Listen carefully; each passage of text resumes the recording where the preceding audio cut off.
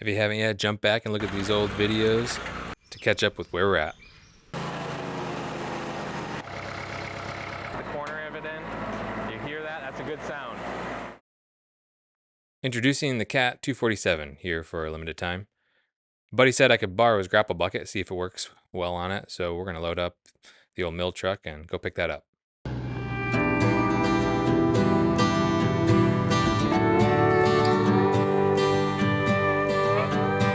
I've never hooked up an attachment to the front of the skid steer before, so this is all totally new for me. We'll learn together. Just hydraulic hoses? Just hydraulics. Okay. Now we get these. And nothing. Click, click when we hit the buttons, so we gotta dive into this.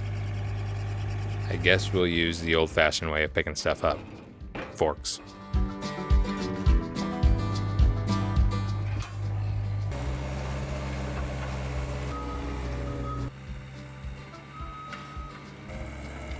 This lot here is way too small. So we gotta keep moving. We gotta keep pushing more dirt, pushing more trees, and these logs are in the way. So gotta get them down here for the last time. I'm not gonna move them again until I mill them. I hope.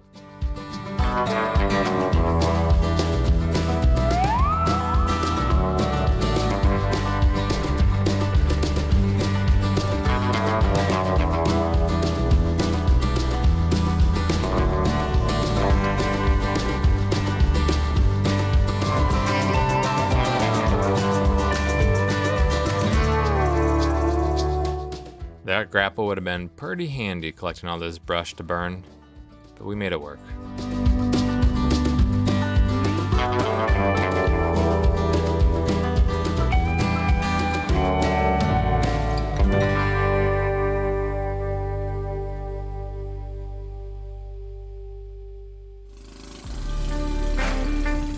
Ladies, let me introduce you to the best skid steer power washer this side of the Mississippi.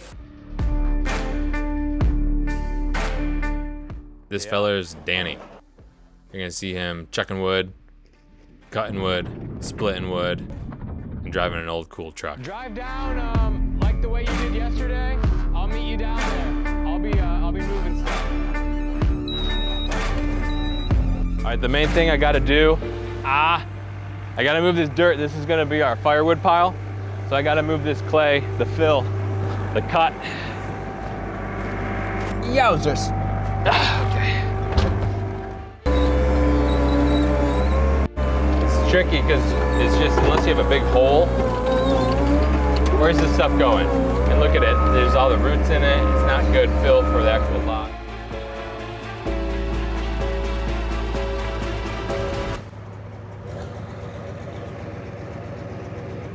Yep. Nope, nope, nope, other way. Oh. I want you to kick the back end like right here. So full lock, yeah. I realize we gotta push more trees down. We're gonna push this double maple down. These maples have really shallow root systems, but this is the double, so it'll be a little tougher.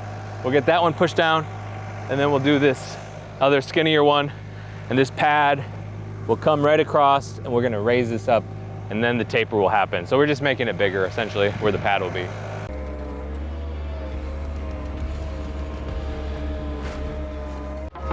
I don't know how to describe how awesome that is.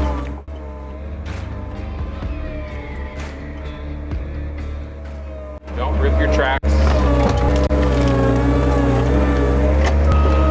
This is what a child with a skid steer looks like.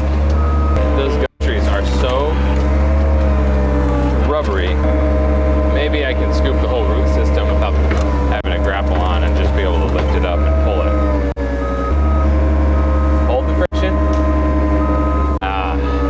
Come on, get up, get it. Hold it. Who thinks I can grab on and hold this?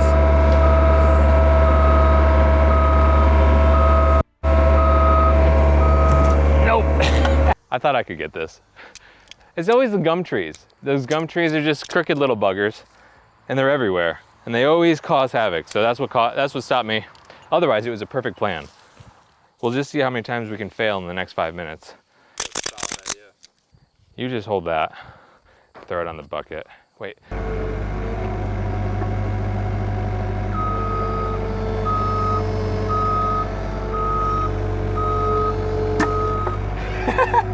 We should just go get a chain. I don't want to go up to the house till lunch. Same thing.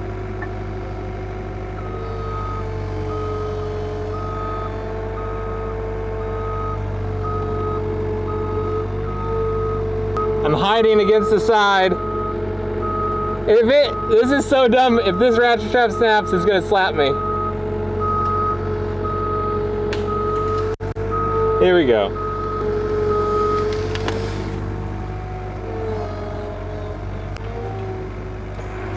Never a doubt in my mind. What's going on here, Josh? All right, so the brush didn't really get burnt. You can see we barely got any of it burnt, but we decided just to bury it. It's way over there. It's hidden. Good. So here's the big problem. Look right here.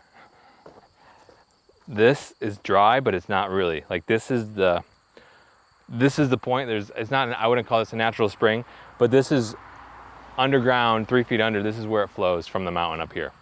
So, and it also flows over there. The problem is right here is the same elevation or maybe a little lower than the drainage 20 yards that way. So here's our plan. Like we want this to be usable space and not soaking wet. Like when we got the heavy rains, this was just a mud pit. So what we're doing is, come over here, you can see we're gonna cut and make sure the pad is always higher than the drainage. So the drainage right over there, so the drainage down here is the drainage for the whole mountain, which is running a lot of the time when it rains a lot. Here we go. This is a good sized doe, not huge, but not small. Any bear tracks?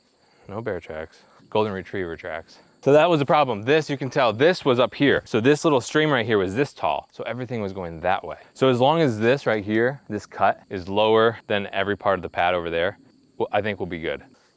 We're gonna try to save this one. I don't know if we can. I'll tell you a story later on that one.